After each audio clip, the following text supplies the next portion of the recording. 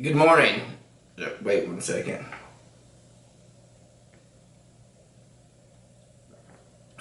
It's still early here.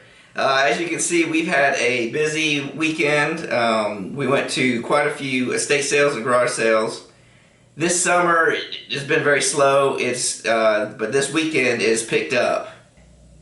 We had a few opportunities to visit some estate sales and garage sales, and I wanted to show you just quickly what we've gotten. Now, if you're not familiar, we usually do an estate sale Friday, which highlights some of the things that I've purchased visiting different estate sales.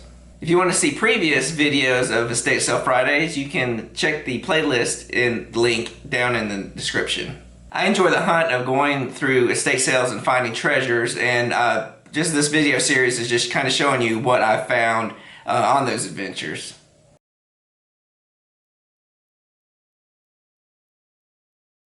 So to start the weekend off, I only visited one estate sale on Friday, which was close to my mom's house where I was visiting her. It was an estate sale, and it was run by a third party. So when you have a third party company running the estate sale, the prices are pretty much set. They don't really negotiate the first day because they've got permission to make. They really don't have the power to negotiate. So what I did was I went to the tool section. There's some hand tools. There wasn't really much that I liked. I did see a Makita finish sander, and it was $20. Then I came to this impact drill. It didn't have a battery. I've put the battery on myself because this is the system that I use, and it had only $10 on it. And I couldn't believe it was $10.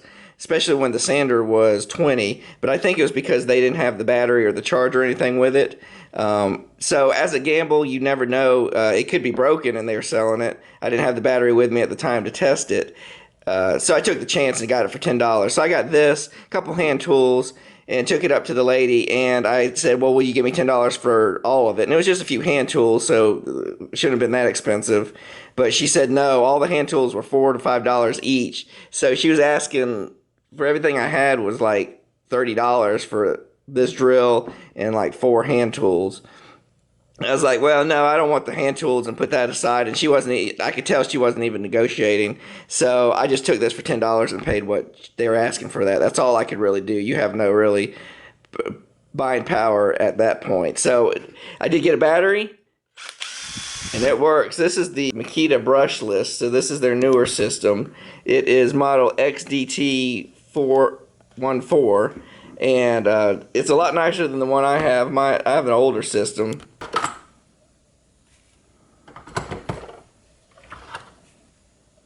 So this is my original impact, and it's just the basic. It has brushes, and there's only one speed. But with the newer brushless system, this is a few inches shorter, as you can see.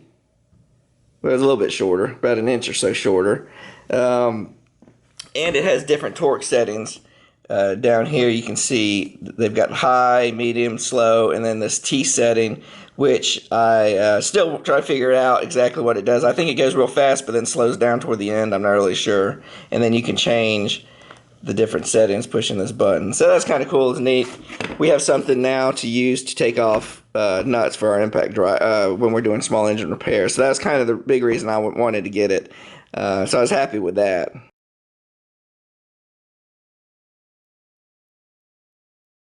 So after Friday, I was driving home, and I saw a lot of signs, 2 different garage sales and estate sales. So I just made a mental note and left early Saturday morning. And the first one I went to really didn't have anything, just more home goods. But the husband was an avid golfer.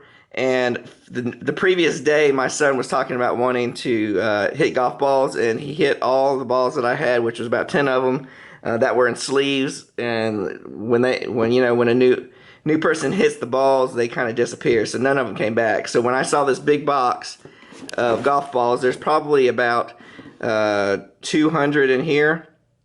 I said I was going to only offer $5 for it, and I asked him how much, and he said $5. So I was like, fuck, great. And I already gave him my son 25 balls, and they're already gone. So I got to dole these out slowly so that they don't all disappear at once. Then I didn't. He said, also, I have this other box of balls, which, I mean, I've been a long time since I played, but these were brand new balls in the box. And I said, well, how much do you want for that? He said $5 for that too. So I'm hiding those, so if I do go play on the course, I'll have some nice balls. But this box will be great for range balls around the house, hitting around.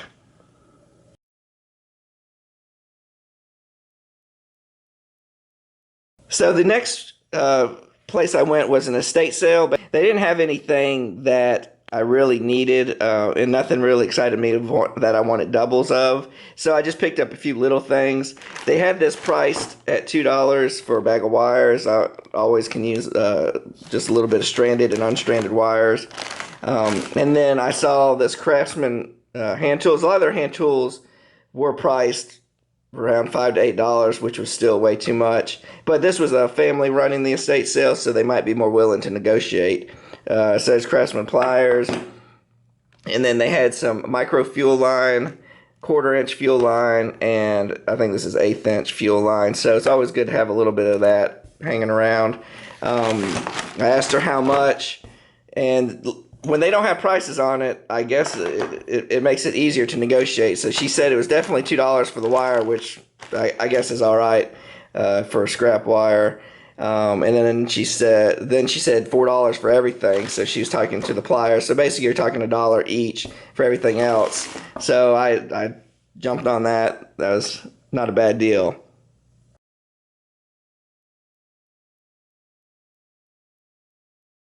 So when I was heading home, I found this at one place that I just followed the signs. I didn't even know was there. They're having a yard sale. The daughter was running it, and I had a lot of her household goods, but she had a few things. I think that was her dad's that she was getting rid of, and the tools were the items that I don't have or thought was interesting. So it was kind of a good find, and I was just collecting things left and right when I was going through the items.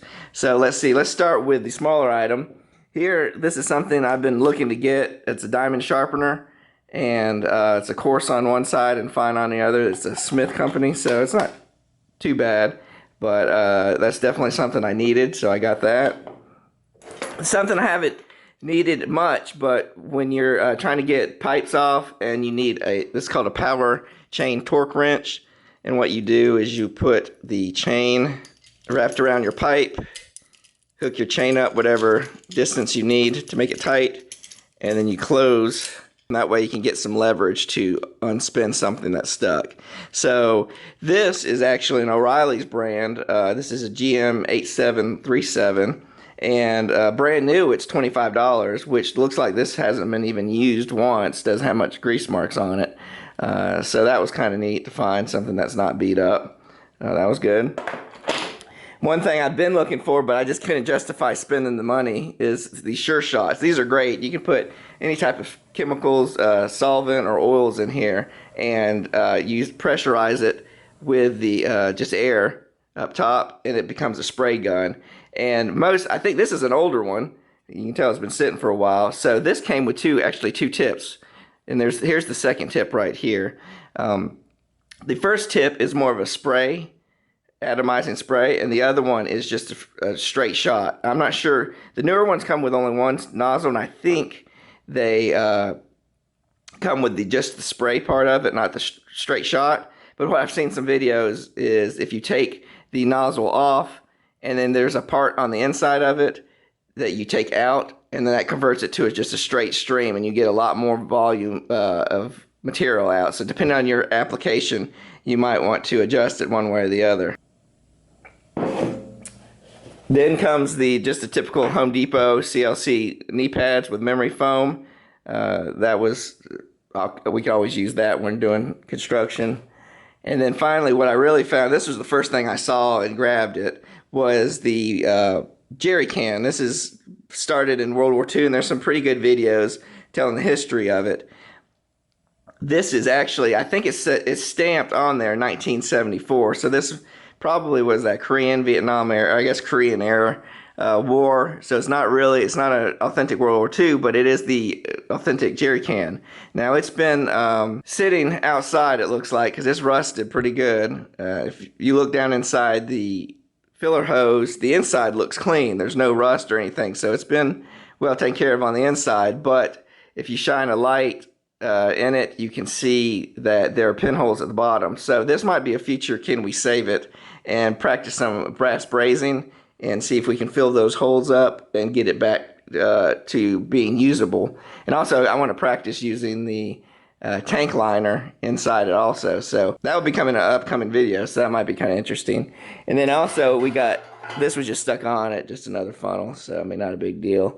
So what do you think all this would be? I mean, we're talking this sharpener's $20, the power chain's $25, the sure shot's $68, I know that for sure. The knee pad's $15 to $20, and the jerry can, it's just depending on what value.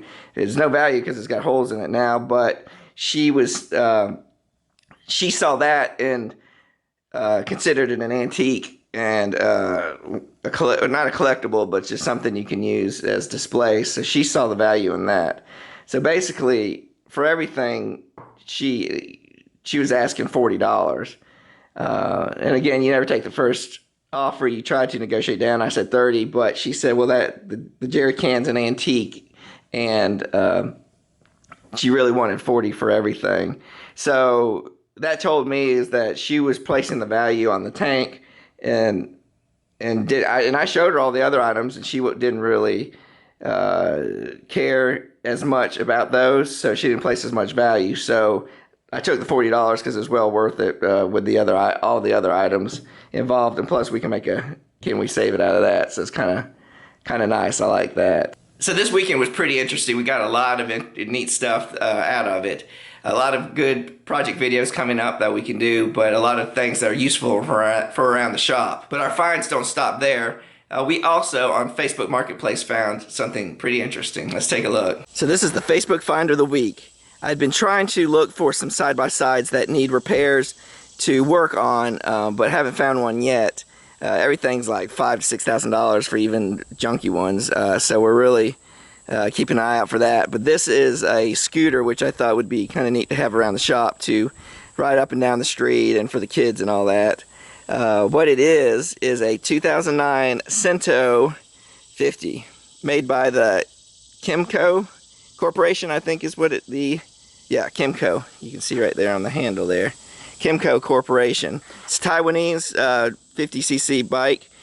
The person told me that they tried working on it and can't get it started.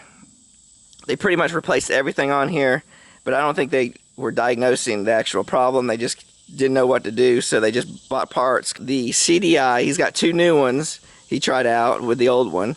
The coil and the carburetor, all are brand new, and he still can't get it to work. And he said he was done with it. I kicked it with the kickstand, and it was had some compression on it, so I don't know how much compression is on there, but it's enough, I think, to tell me that the engine wasn't busted, but we need to test that. But he couldn't get it to work. I mean, it's rough. It looks like somebody fell on it on both sides. We got the brake levers bent up. He's got scratches all along the side. Both tail turn signal lights are broken. We'll have to fix that. Just needs a new bracket, but I thought that'd be a great metal working project. And this side's all scratched up. It looks like it was laid out. The passenger kickstand is gone. Somebody tried to use insulated foam to attach it, or maybe it's Gorilla Glue. I don't know. They broke it, and now that broke off. The key ring the ring around the key is missing. The ring around the gas cap is missing. We got one mirror that's broken, and just scratches all up along here. And so it's going to be a project. So I can't wait to get into that and see what's going on.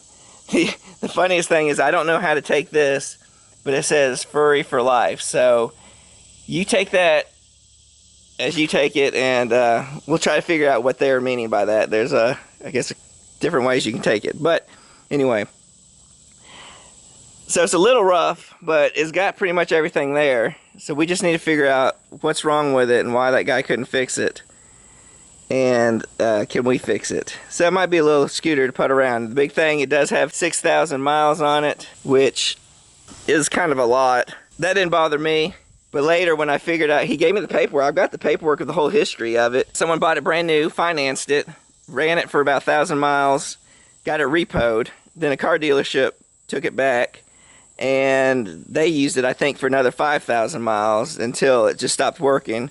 They auctioned it off, and that's when the owner that I bought it from bought it for $200 and couldn't, and he played with it for a couple months. Now it's been a year since he bought it, then sold it. So that's now that I have it. It only paid $230, so he wanted his $200 back, and he asked $30 for all the parts they put in it. They're asking $300, and he wouldn't come down from $250. So I mean, I said $230, and it was kind of I was kind of on $200 because of who knows what's wrong with it if they're playing around with it. But it finally came up to $230, and we negotiated there. We'll see if we can get this going. It'll be a pretty good value. I can't wait to get into it to see what's actually wrong with it and what we can diagnose. But that will be a future video, so keep an eye out for that. And thanks for coming along. I enjoyed going to all these estate sales, and I enjoyed sharing that with you. If you've had any good finds, let me know down in the comments. And I'm sure we're going to have a lot more to come this coming fall.